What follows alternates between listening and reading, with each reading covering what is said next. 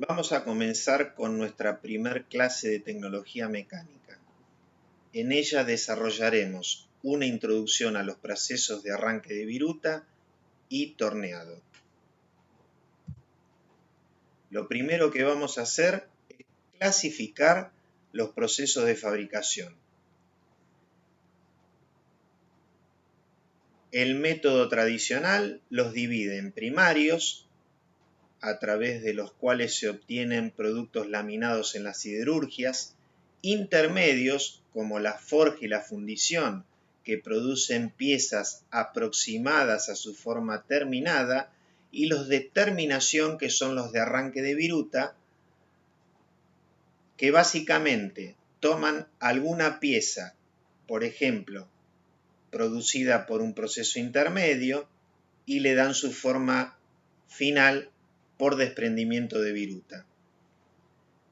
Una forma más actual de clasificar los procesos de fabricación es en sustractivos, son todos los de arranque de viruta, que lo que hacen es sacar material del material de partida para transformarlo en una pieza terminada, de volumen constante, como la laminación, la forja y la fundición.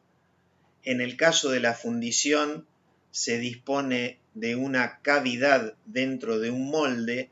Esa cavidad se llena con un volumen de metal en estado líquido y se produce una pieza a volumen constante después que se la dejó enfriar y solidificar.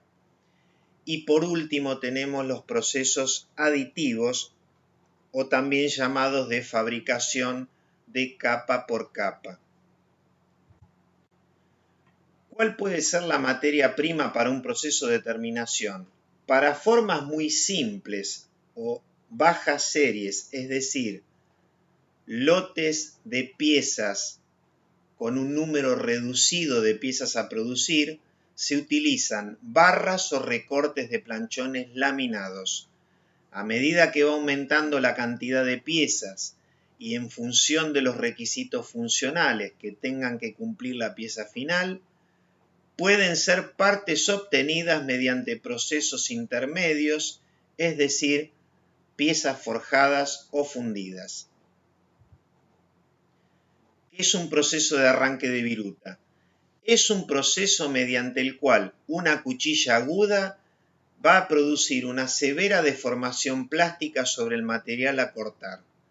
Esa cuchilla aguda está representada por un ángulo que se denomina el ángulo de filo beta. El material que se desprende se transforma en viruta. La deformación plástica y la fricción que hay entre la herramienta y el material que se transforma en viruta y la herramienta y la pieza que estamos mecanizando generan calor, y el calor un mapa de temperaturas que se distribuye entre la viruta, el material a mecanizar y el filo de la herramienta. La temperatura produce el desgaste de los filos de las herramientas de corte y depende del material a cortar, de la velocidad de corte y de las conductividades térmicas de los materiales involucrados.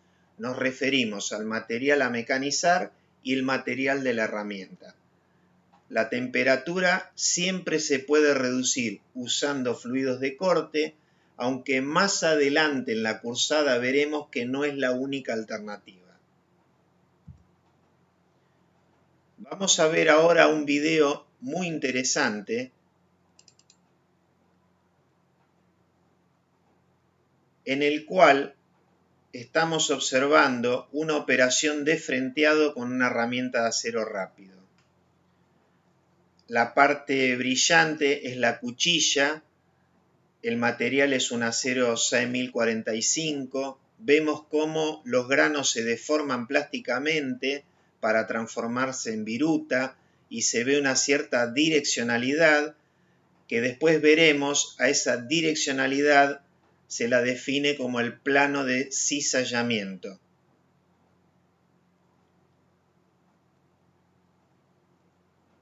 El material en este caso forma una viruta continua porque es un material tenaz. Ahora vamos a identificar las partes. Lo que está indicado en rojo es la herramienta Tool. En amarillo, el material de trabajo Workpiece. Y en verde, la viruta Chip. La línea amarilla punteada corresponde al plano de cizallamiento. T1 es la profundidad de pasada, T2 es el espesor de la viruta. ¿Qué sucede si mecanizamos un material frágil como puede ser una fundición gris? Lo que sucede es lo que acá observamos, que el material se desprende muy por delante del filo de la herramienta de corte y que la viruta en realidad son trozos de material, no hay una continuidad.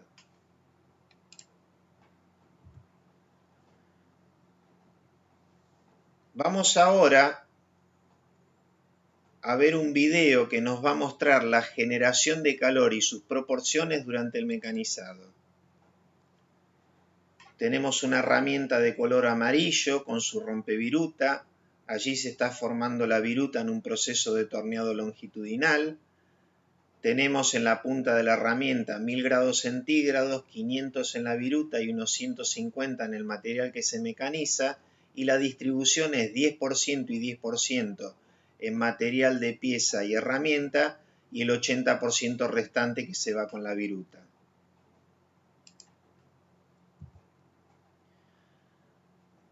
En el caso de mecanizar un acero, vemos lo siguiente: una viruta cuya cara que está en contacto con la herramienta de corte es muy brillante y en el interior que tiene un cierto grado de segmentación, pero viruta continua al fin por las características mecánicas de este material que decíamos es un acero. En el caso de un acero inoxidable, la viruta también se va a dar continua, pero el fenómeno de la segmentación de la cara interior de la viruta se ve intensificada dadas las propiedades mecánicas del material. A ese fenómeno se lo suele llamar también como cola de dragón.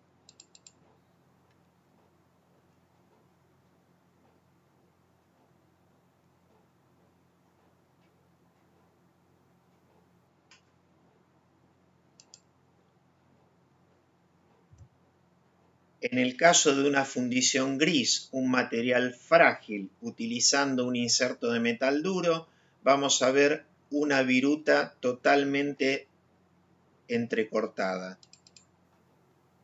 típica de estos materiales de muy baja resistencia mecánica.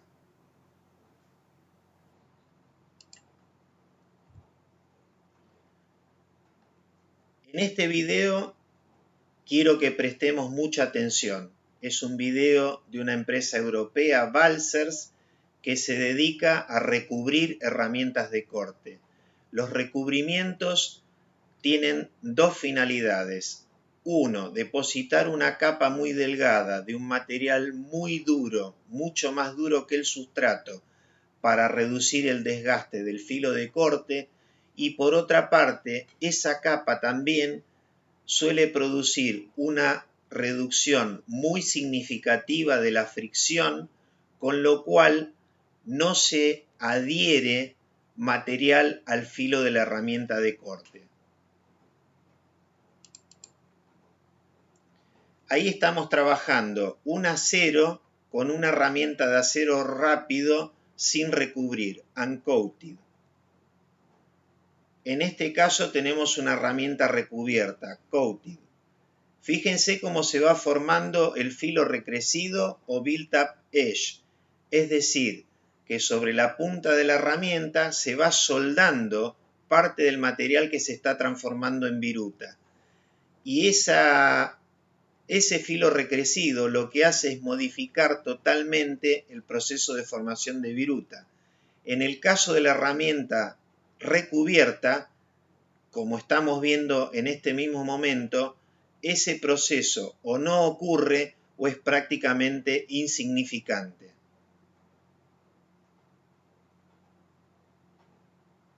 Veamos ahora el grado de distorsión que va produciendo la arista recrecida, tanto que me va a modificar la medida como la terminación superficial del material mecanizado que ya pasó por debajo de la punta de la herramienta.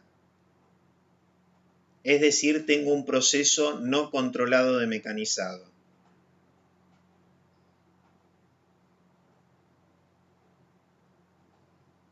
Por el contrario, con la herramienta recubierta, el proceso sigue correctamente.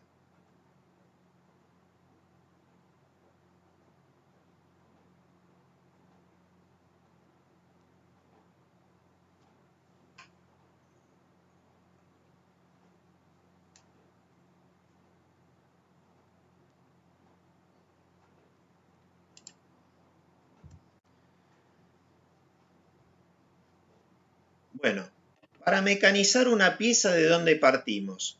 Vamos a partir de un plano de fabricación realizado en un CAD. Acá lo estamos viendo. ¿Qué información tiene ese plano? Tenemos información geométrica, es decir, la forma de la pieza a fabricar, tenemos sus medidas y tolerancias, tenemos el material con el cual fabricar esa pieza y alguna propiedad mecánica del material, normalmente la dureza. Eso nos va a dar una idea de la dificultad que vamos a enfrentar cuando tengamos que mecanizarlo. Alguien también nos va a indicar la cantidad de piezas iguales a fabricar, o la serie, como veníamos llamándole. ¿Qué vamos a inferir del análisis del plano y de la cantidad de piezas a fabricar? El tipo de máquina que se va a usar. Si la forma es de revolución, usaremos un torno. Si la forma es cúbica, usaremos una fresadora.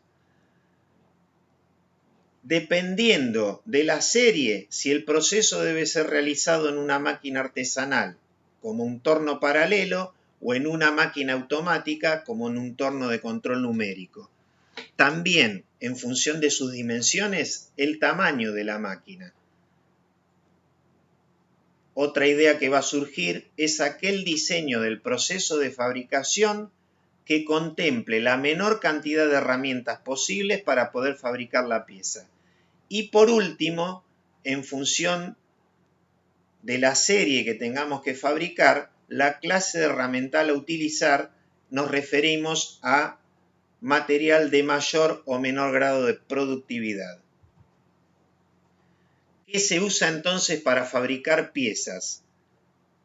El material, que puede ser una barra proveniente de la acería o una preforma, ya sea una pieza forjada o fundida, una máquina herramienta, un torno o una fresadora, herramientas de corte de distintos tipos para efectuar las operaciones de mecanizado y las condiciones de corte, velocidad, avance y profundidad de pasada.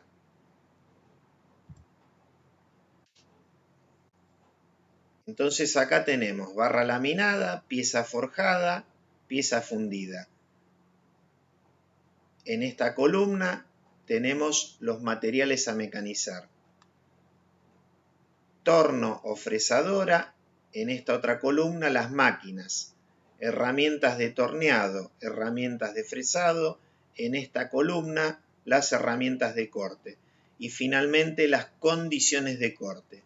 Es decir, ahí tenemos los actores involucrados en todo proceso de arranque de viruta, con lo cual analizar un proceso de arranque de viruta va a significar analizar la máquina, las herramientas y las condiciones de corte.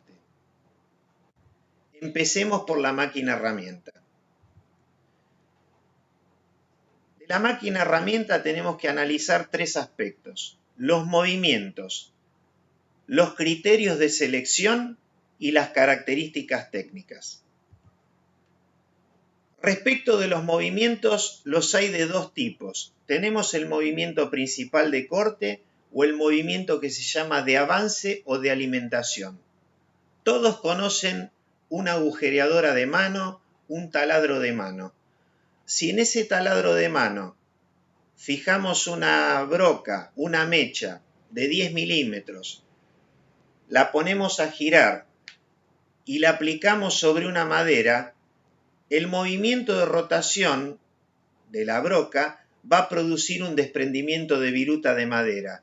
Es decir, ese es el movimiento principal de corte. El movimiento de rotación de la broca produce desprendimiento de madera. Si yo pretendo profundizar el trabajo que estoy haciendo, el agujero que estoy haciendo, voy a tener que empujar la herramienta en sentido perpendicular a la madera para darle un movimiento de alimentación que permita que la extracción sea en forma continua. Entonces, el movimiento de rotación es el movimiento que produce la extracción de viruta, en tanto que el movimiento perpendicular al pizarrón, con el cual estamos empujando la herramienta para profundizar el agujero, es el movimiento de alimentación que permite extraer viruta en forma continua. Esto es lo que comentábamos recientemente. En el caso del torno, esto es lo que se denomina el carro porta herramienta. Acá tenemos la herramienta de corte. Este es el material a mecanizar. El material a mecanizar está sujeto en un extremo por el plato, en el otro por la contrapunta. El torno lo que hace es, como lo indica esta flecha, darle un movimiento de rotación al material, en este caso un cilindro al cual le queremos reducir su diámetro. Si hacemos que la herramienta toque el material rotando, se va a producir un desprendimiento de viruta. ¿Eso qué quiere decir? Que el movimiento de rotación del material es el movimiento principal de corte. Si queremos que la extracción sea continua, la herramienta va a tener que tener un movimiento longitudinal, paralelo al eje de ese cilindro. Ese va a ser el movimiento de avance o alimentación. Con la combinación de ambos podremos conformar una superficie cilíndrica de menor diámetro a la original del material que estamos mecanizando. En resumen, respecto de los movimientos, tenemos dos tipos, el principal de corte y el de alimentación. El principal de corte es el que produce el desprendimiento de viruta, el de alimentación el que permite hacerlo en forma continua combinado con el anterior. Son siempre movimientos relativos. ¿Por qué decimos esto? Porque en el taladro de mano, tanto el movimiento principal de corte, que era la rotación, como el de avance, que era ese empuje en sentido perpendicular a la madera, los dos movimientos lo tiene la herramienta. En cambio, en el torno, el movimiento principal de corte es la rotación del material y el movimiento de avance o de alimentación longitudinal, en ese caso, lo tenía la herramienta. Respecto de los criterios de selección, tenemos 4 principales, que son la forma de la pieza, el tamaño de la pieza, el lote, serie o cantidad de piezas a fabricar, son todos sinónimos, y la precisión requerida. También, evidentemente, que son muy importantes como variables a considerar el precio de la máquina y el servicio técnico, un tema sobre el que es importante indagar antes de comprar una máquina, porque muchas veces si compramos una máquina a una empresa y esa empresa no brinda servicio técnico, cuando la máquina se rompa no vamos a tener cómo resolver ese problema. Entonces es un aspecto muy importante a tener en cuenta. Respecto de la forma de la pieza, si como estamos viendo tenemos que hacer una pieza cilíndrica, vamos a pensar en un torno. Por el contrario, si la pieza es cúbica, vamos a pensar en una fresadora. Respecto de la forma, ¿Está bien pensar así? Piezas cilíndricas, torno, piezas paralelepípedas, fresadora. No, es una forma de pensar obsoleta. ¿Por qué? Porque existen desde hace bastante tiempo lo que se denominan las máquinas multitarea o multitasking, que pueden hacer piezas muy complejas geométricamente terminadas en una sola máquina. Esas máquinas multitarea pueden en la misma máquina tornear, fresar, agujerear, roscar, tallar un engranaje, rectificar, medir, etc. Pueden hacer operaciones que en otras máquinas están en forma separada. En las dos transparencias siguientes hay dos videos que muestran estas máquinas multitarea. No los voy a reproducir porque son muy largos. Les voy a pedir que lo hagan desde el aula virtual. El de esta transparencia corresponde a una máquina española Danovat, una máquina que está pensada para el mecanizado de válvulas o de cuerpo de válvulas fundidas. Y este otro video corresponde a una pieza de prueba, de marketing, por decirlo de alguna manera, realizada con una máquina de la empresa alemana DMG Mori, una pieza con un grado de complejidad tecnológico increíble. Tiene todas las operaciones que se les pueda ocurrir e inclusive está mecanizada en sus dos extremos, con lo cual la máquina también dispone de un doble plato, uno a la izquierda y otro a derecha mirando la máquina de frente. Siguiendo con los criterios de selección está el tamaño de la pieza. Si la pieza es de revolución pero muy pequeña, vamos a usar un torno pequeño. Si tenemos que hacer un cilindro de laminación, como el que estamos viendo en la imagen, tendremos que utilizar un torno con un largo de bancada y un diámetro, una capacidad de mecanizado en diámetro muy importante. Hay tornos con estas características que pueden tener hasta 15 metros de longitud. Respecto de la cantidad de piezas a fabricar, la serie o el lote, hay una fuerte relación entre el número de piezas y el tipo de tecnología. Cuanto más pequeño es el lote, la tecnología a emplear va a ser más convencional, más flexible. Flexible quiere decir que podemos cambiar fácilmente de una pieza a otra. Al operario le da lo mismo hacer cualquier tipo de pieza. Más artesanal y menos automática. Conforme vaya aumentando el número de piezas iguales, el proceso se va a volver cada vez más rígido, es decir, que se va a poder adaptar a una reducida variedad de piezas.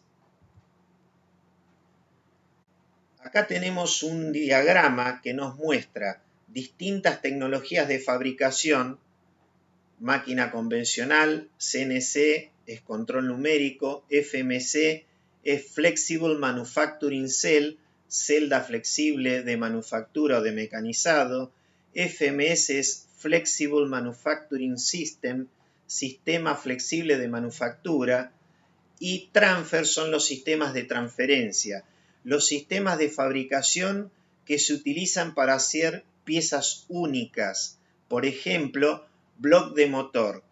Las empresas automotrices producen bloc de motor en cantidades muy grandes, varios millones de piezas iguales. Entonces hay una máquina dedicada y que fue diseñada y pensada para hacer el mecanizado en el menor tiempo posible y con la mayor precisión de un único tipo de pieza. En este gráfico tenemos en el eje vertical la variedad, en el eje horizontal el tamaño del lote. En una máquina convencional tendremos la máxima variedad, en una máquina de transferencia la menor variedad. En una máquina convencional, tamaños de lote pequeños, en la máquina de transferencia, tamaños de lote enormes. Evidentemente, esos valores numéricos que están puestos ahí son solo a modo de referencia, no los tomemos como valores absolutos. Siguiendo con el tema de la cantidad de piezas a fabricar, vamos a modo de ejemplo pensar en una pieza de geometría apta para ser realizada en un torno. Si el lote es de pocas piezas, la máquina a utilizar será un torno convencional. Para tamaños de lote crecientes, un torno de control numérico. Y si sigue creciendo la cantidad de piezas iguales a fabricar, un FMC de torneado. Entonces, si la cantidad de piezas a fabricar es corta y con mucha variedad de piezas, tenemos la fresadora convencional o el torno paralelo. Si va aumentando la cantidad de piezas a fabricar, tenemos la fresadora de control numérico y el torno de control numérico. Si sigue aumentando la cantidad de piezas a fabricar, vamos a pensar en un FMC de torneado. ¿Qué es un FMC de torneado? Es un torno de control numérico asistido por un robot. Esa asistencia tiene que ver con la carga y descarga de piezas.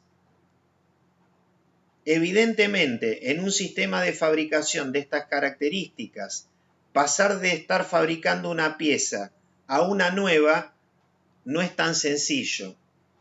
Por eso se habla de que es un sistema que presenta un mayor grado de rigidez.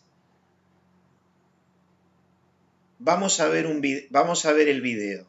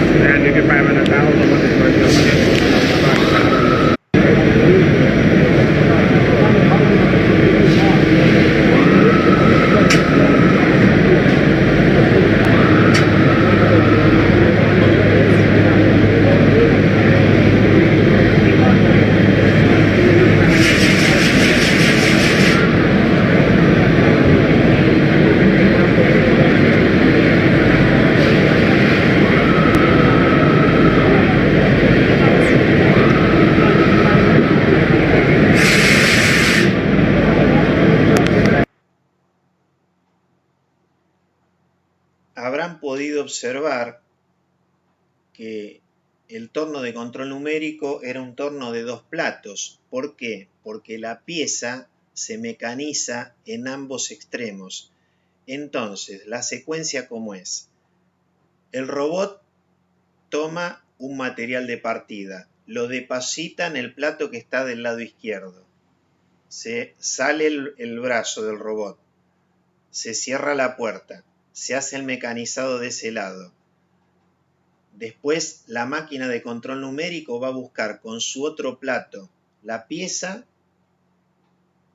y hace el mecanizado de la otra punta de la pieza. Terminado ese proceso, se abre la puerta, el robot va, saca la pieza, la deposita sobre el rack, busca otro material de partida y ahí se repite el proceso.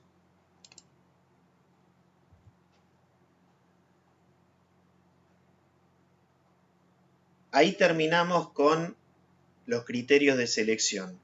Respecto de las características técnicas, queremos decir o hablar sobre las capacidades de procesamiento que tiene una máquina.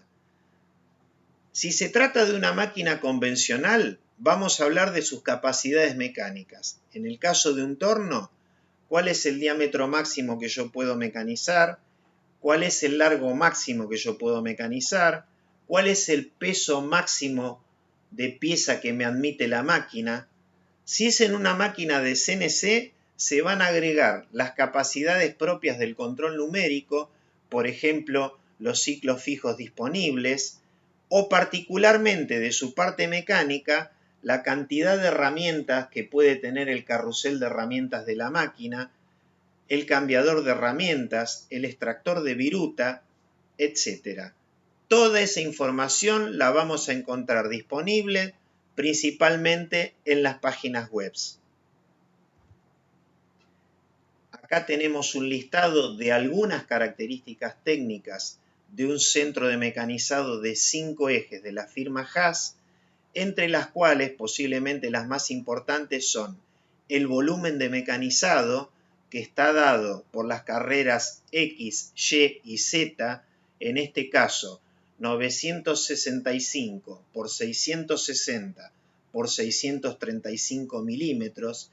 Ese sería el paralelepípedo dentro del cual la máquina puede mecanizar, y la máquina dispone de un husillo de 22,4 kW de potencia que puede girar hasta un máximo de 7500 RPM, y estas dos características van a hablar de la capacidad de arranque de viruta que tiene esta máquina. Terminamos con la máquina herramienta, pasamos ahora a la herramienta de corte. ¿Qué es una herramienta de corte? Es una cuña sólida y aguda representada por su ángulo de filo beta. Este es el ángulo de filo, lo estamos marcando acá. Este es el ángulo de filo. Cuanto más agudo, va a cortar con mayor facilidad, reduciendo las fuerzas de corte, pero como contrapartida va a ser más débil, va a ser más frágil. ¿Por qué corta una herramienta? Muy importante, se tienen que verificar dos condiciones de forma simultánea. La herramienta tiene que poseer mayor dureza que la del material a mecanizar, de lo contrario no corta. Esto sucede en todos los procesos en los cuales hay un contacto mecánico entre la herramienta y el material a mecanizar. No es el caso de la electroerosión. En la electroerosión, el mecanizado lo produce un electrodo sobre un material que tiene que ser conductor de la electricidad, y entre ambos no hay contacto mecánico. Es más, hay lo que se conoce como un gap, hay una distancia, y en ese gap hay alojado un líquido dieléctrico. Circula corriente entre uno y otro, y esa circulación va eliminando, va erosionando el material que queremos mecanizar. ¿Por qué aclaro esto? Porque en la electroerosión, normalmente el material del electrodo es mucho más blando que el material a mecanizar, que suele ser un acero templado. Y hay muchos autores que dicen que el proceso de electroerosión es un proceso de arranque de viruta. Yo no estoy de acuerdo. La segunda cuestión, que se suma a la que ya mencionamos de la dureza, es que una herramienta corta por la geometría de su filo. Acá tenemos a la izquierda un esquema sencillo de una herramienta en 3 dimensiones, y a la derecha la vista de costado en 2 dimensiones. Este es el material a mecanizar, esta es la capa de material que queremos remover, acá se está transformando en viruta. Esta cara de la herramienta designada con la letra A es lo que se conoce como cara de ataque o de desprendimiento, por cuanto genera el desprendimiento, valga la redundancia, de la viruta. Y la cara B se corresponde a la cara de incidencia, que es una cara de la herramienta que mira hacia la superficie mecanizada. Si ahora vamos hacia la derecha, nos quedan definidos 3 ángulos. Nuestro ya conocido beta, ángulo de filo, después el ángulo que forma la cara de incidencia con la superficie mecanizada, el ángulo de incidencia alfa, que evidentemente siempre tiene que ser positivo, porque si esta cara estuviese inclinada hacia abajo, la herramienta no podría cortar. Incluso si fuera cero no podría cortar. Por último tenemos el ángulo denominado de ataque, que se forma entre la cara de ataque o de desprendimiento y la normal a la dirección de desplazamiento o a la superficie mecanizada. Resumidamente, analizar una herramienta de corte significa estudiar tres aspectos: los requerimientos que debe cumplir, los materiales con que se la fabrica y la geometría del filo de corte. Los requerimientos más importantes que tiene que cumplir una herramienta son dureza, pero cuidado, como durante el mecanizado se alcanzan altas temperaturas en la punta de la herramienta, la dureza que interesa es la dureza a esa temperatura. Yo puedo medir con un durómetro una herramienta a temperatura ambiente, tener una dureza elevada, pero que después no corta porque se ablanda cuando la ponemos a mecanizar. Y recuerden que cuando se mecaniza por acción de la deformación plástica y por acción de la fricción, se genera calor y ese calor genera temperatura y esa temperatura puede ablandar el filo de la herramienta. Otro requerimiento, la tenacidad. ¿Por qué? Porque los filos pueden sufrir impacto, ya sea porque el corte es interrumpido, como sucede en el fresado, o porque el material que vamos a mecanizar es un material que presenta poros en el interior. Entonces, esa variabilidad que se va a generar durante el corte, en donde la herramienta encuentra material, encuentra hueco, encuentra material, encuentra hueco, puede producir la rotura del filo. ¿Cómo hacemos para evaluar la tenacidad? Mediante ensayos de Charpy. Otro requerimiento muy importante es la conductividad térmica, que deberá ser alta para que el calor no se concentre en la punta de la herramienta. ¿Con qué materiales se fabrican las herramientas de corte? Acá hay un listado de todos los materiales que se utilizan en la actualidad. Tenemos el acero rápido, denominado por Frederick Taylor, como High Speed Steel, acero de alta velocidad. Ya más adelante nos vamos a enterar por qué. El metal duro recubierto, los Cermet. Fíjense que Cermet es CT de la primera letra C y de la última T. Lo mismo pasa con el cerámico, que viene del inglés ceramic, CC, nitruro de boro cúbico, cubic boron nitride, y diamante policristalino, polycrystalline diamond.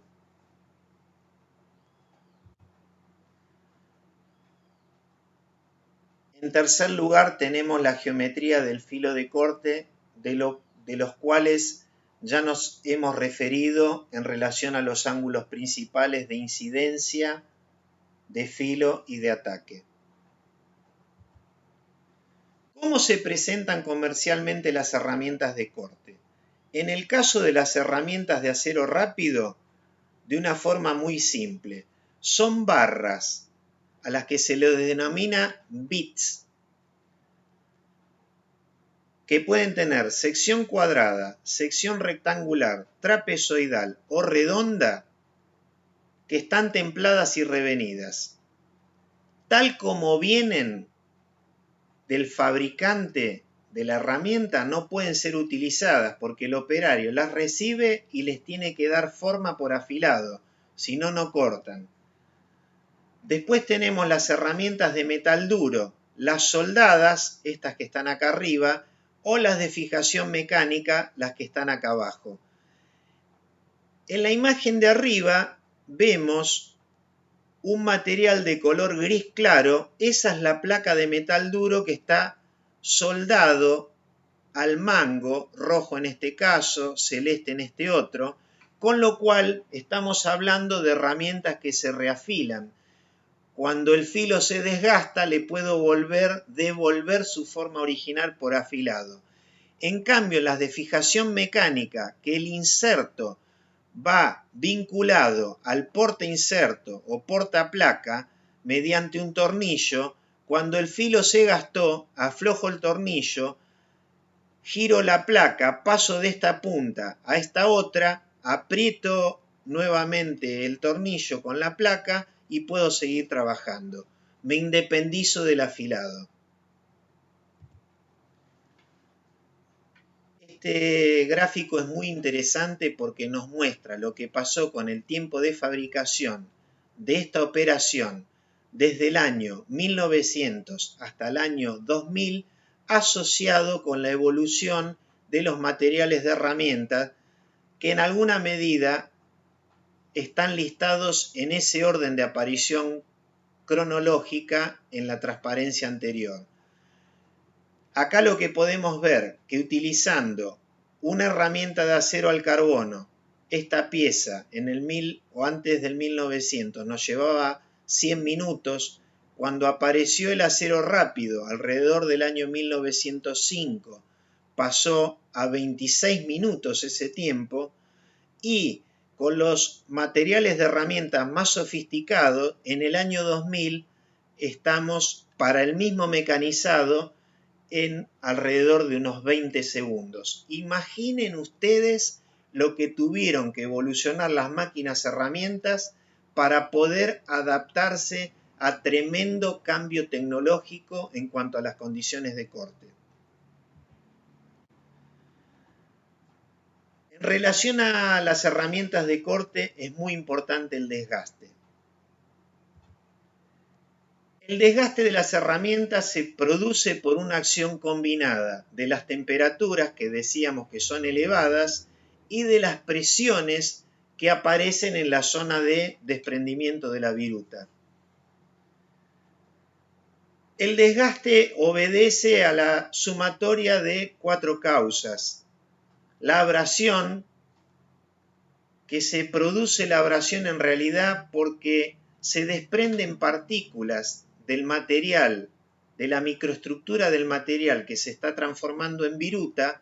Esas partículas se ubican entre la viruta y el plano de desprendimiento de la herramienta de corte y lo que hacen es generar un rayado superficial sobre el filo de la herramienta de corte. Es lo que se conoce como un mecanismo de desgaste por 3 cuerpos.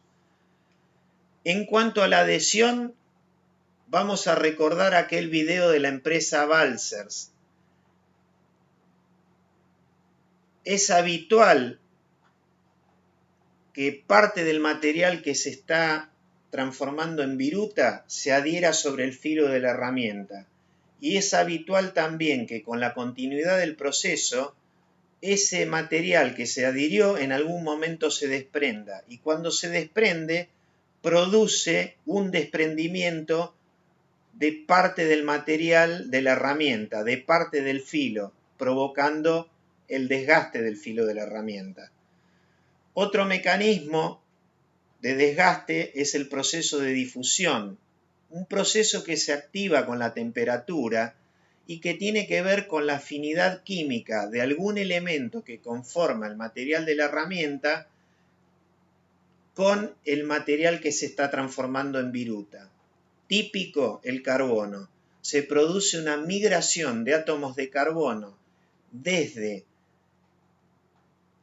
el filo de la herramienta de corte hacia la viruta. Y lo que era un carburo, por ejemplo, un carburo de tungsteno, el carbono se va con la viruta, el tungsteno queda solo y el tungsteno no tiene ninguna capacidad de cortar.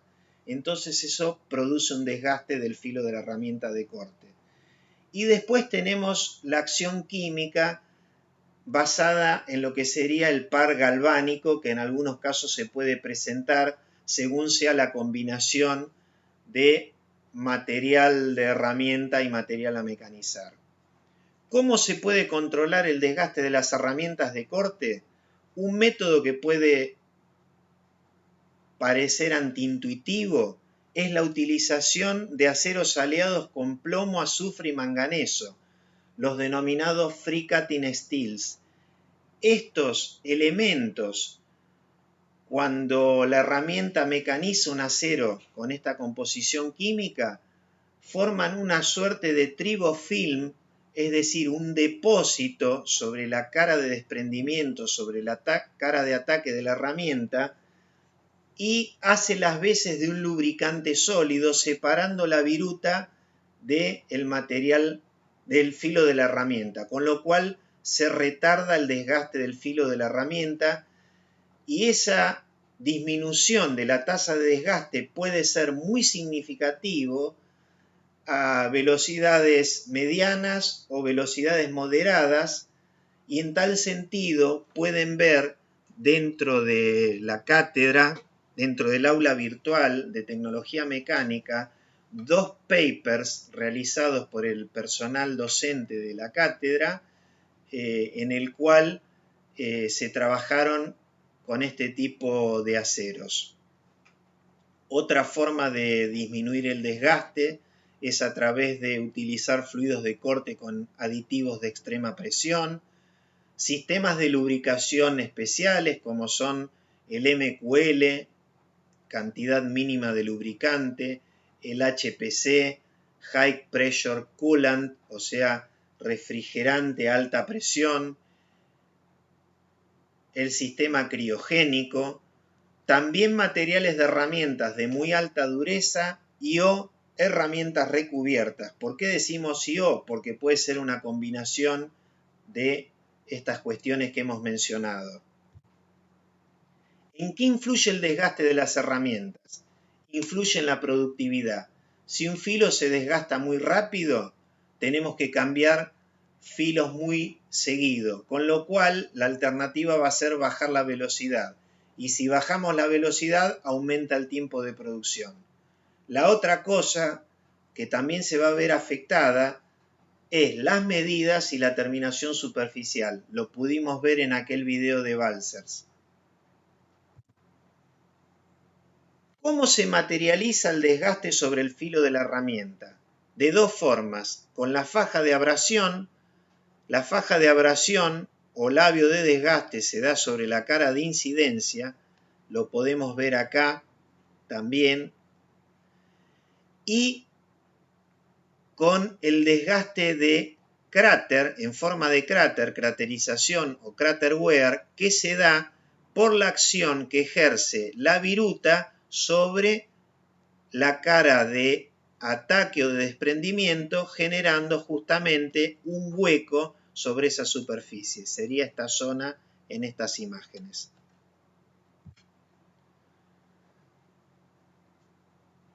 Ahora estamos observando un desgaste por craterización muy pero muy acusado, inclusive se ve en alguna medida la dirección del flujo de la viruta con estas líneas. Acá estamos viendo la faja de abrasión, cómo incluso el filo de la herramienta perdió altura, porque fíjense que esta era la altura original.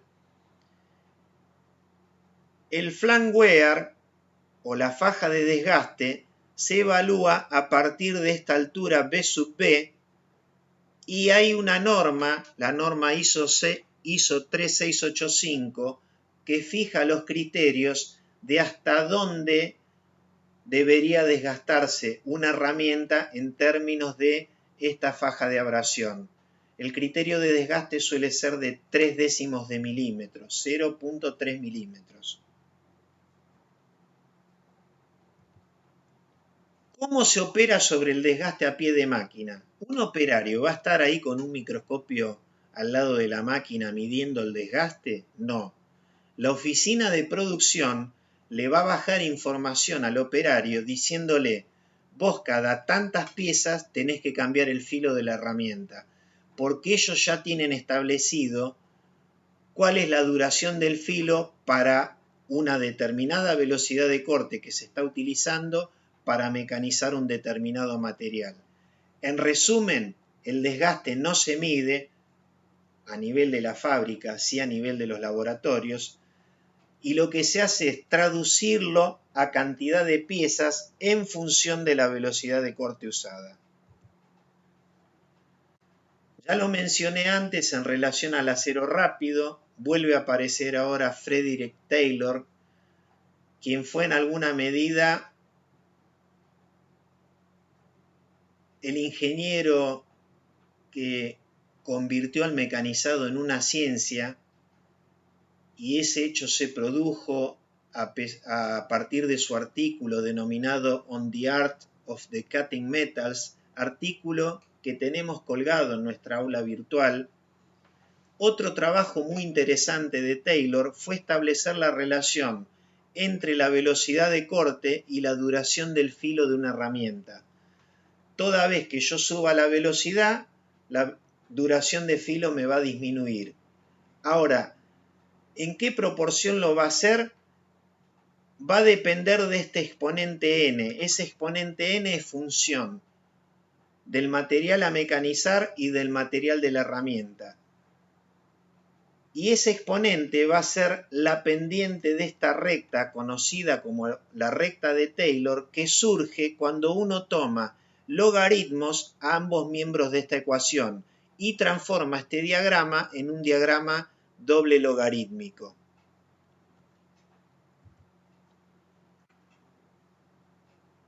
Vamos ahora a un concepto que está asociado a todo lo que venimos hablando de las herramientas de corte,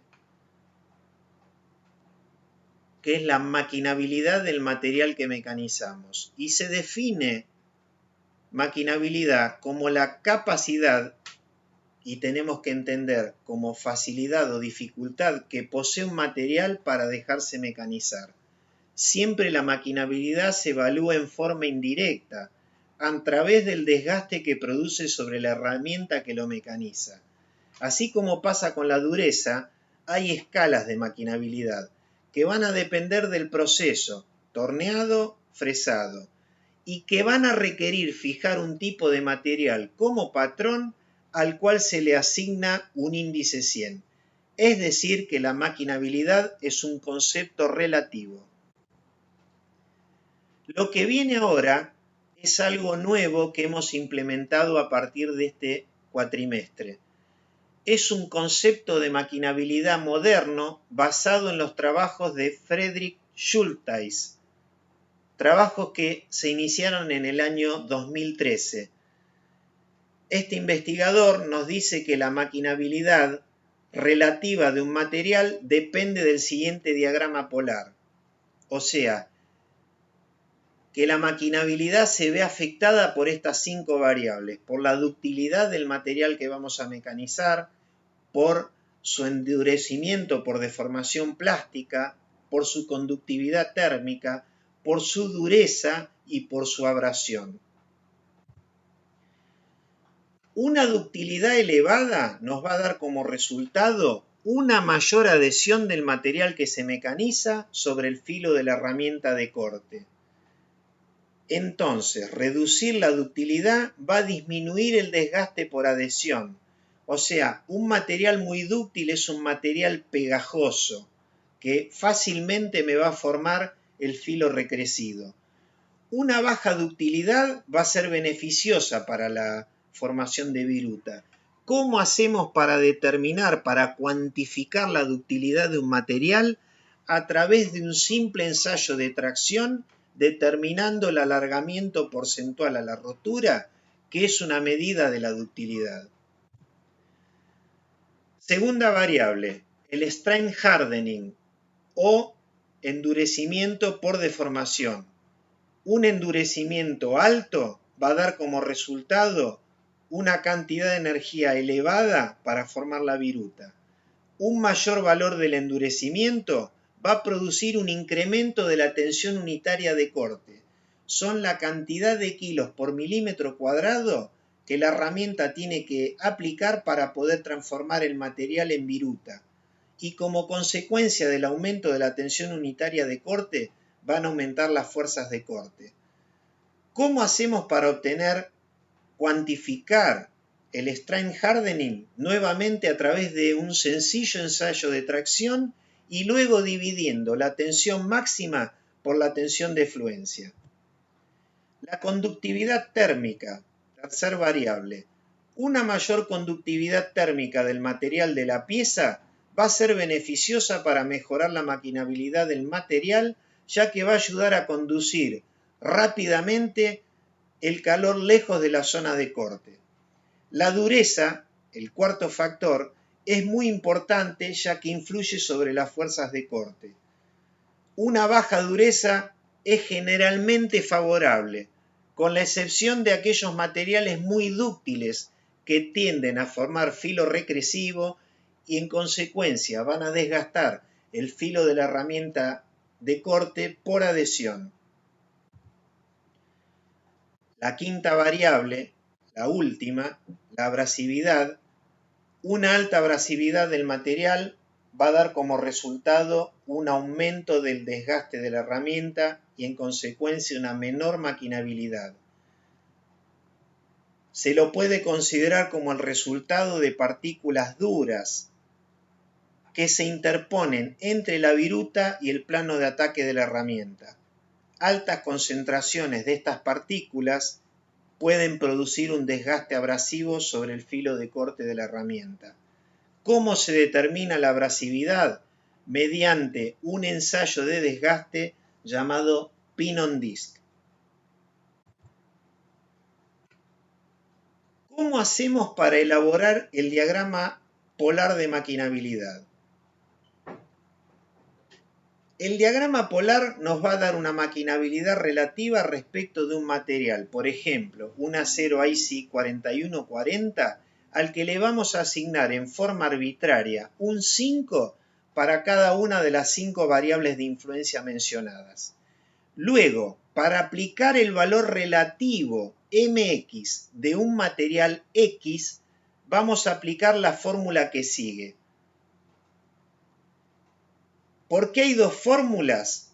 Porque el valor conocido de la propiedad X puede ser menor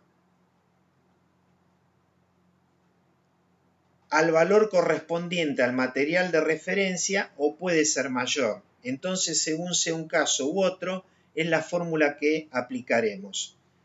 En esta fórmula, X es el valor conocido de la propiedad, es decir, el del material que estamos en estudio. R es el similar para el material de referencia y G mínimo y G máximo son para toda la lista de materiales que queremos estudiar y para la misma variable en estudio los valores mínimos y máximos que puede adoptar esa propiedad. ¿Qué hice entonces yo para tratar de facilitar la comprensión de la elaboración de un diagrama polar?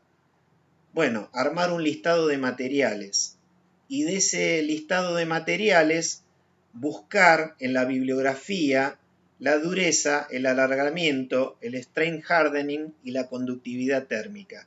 Lamentablemente no pude conseguir valores de la abrasividad, por eso está faltando una columna. Esos valores que están puestos ahí no son inventados, son valores que surgen de una web que se llama MathWeb o, en algunos casos que me faltaron, los obtuve de papers en función del tipo de material que consideré agregar a la tabla. Entonces, ahí tenemos los valores del material de referencia, tenemos para todo el grupo, por ejemplo, en el caso de la dureza, el valor mínimo que corresponde a 120 y el valor máximo que corresponde a 420, y después para cada material su valor de dureza particular. Aplicando la fórmula podemos sacar ese índice. Si trabajamos con todos esos valores, podemos finalmente constituir la tabla que estamos observando en esta transparencia, en donde todos los valores son relativos al IC 4140, un 0 significa la máxima maquinabilidad y un 10 la mínima. Les vuelvo a decir que como no tenemos la abrasividad, lamentablemente no pudimos trazar el diagrama polar, Y la última frase es importante: todo aumento de la dureza, del alargamiento porcentual, del strain hardening y de la abrasividad, sumado a toda disminución de la conductividad térmica, me van a producir una reducción de la maquinabilidad del material que queremos mecanizar. Entonces, en este punto, después de haber desarrollado lo que se refiere a la máquina herramienta y a los materiales, es que vamos a dar por terminada nuestra primer clase en el formato este de audio-video.